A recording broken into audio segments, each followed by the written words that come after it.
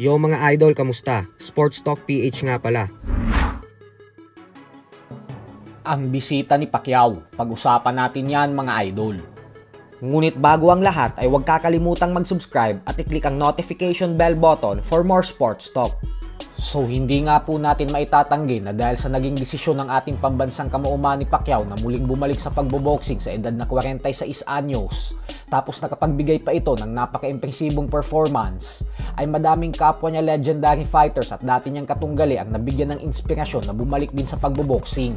Katulad na lang ng former 3-division world champion Shane Mosley na agad ding lumaban sa edad na 53 anyos ilang linggo lang matapos ang Pacquiao vs Barrios.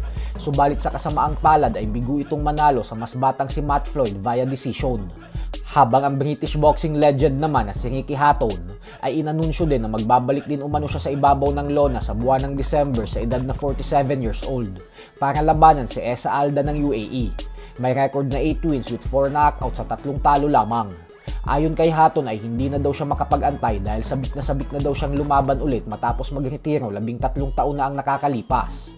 Pero ngayon nga po ay tila nagsususpetsa ang mga fans na maging ang Mexican legend former 4-division world champion Erik Morales ay nabigyan din ng inspirasyon ni Pacquiao na sumabak ulit sa sports ng suntukan.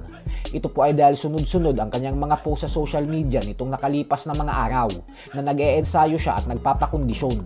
Sa kasalukuyan po ay may edad ng 48 years old si Morales at huling beses lumaban noong taong 2012 din, kung saan dalawang magkasunod na beses siyang tinalo ni Danny Garcia sa parehong taon. Wala pa naman kumpirmasyon na lalaban ulit si Morales, pero yun ang suspetsya ngayon ng mga Mexican fans nang dahil sa mga pahiwatig nito sa kanyang social media account. Sa kabilang banda naman mga idol ay binisita naman nga po ng 2024 NBA Finals MVP na si Jaylen Brown ng Boston Celtics ang ating pambansang kamauuman ni Pacquiao sa mansyon nito kahapon lamang. Kasalukuyan po kasing nasa bansa si Brown kaya katulad ng karamihan ay hindi na din ito pinalagpas ang pagkakataon na makilala ng personal ang nag-iisang 8-division world champion. Binigyan ng regalo ni Brown si Pacquiao ng sapatos na may pirma niya, habang si Pacman naman ay binigyan din siya ng boxing gloves na may pirma niya.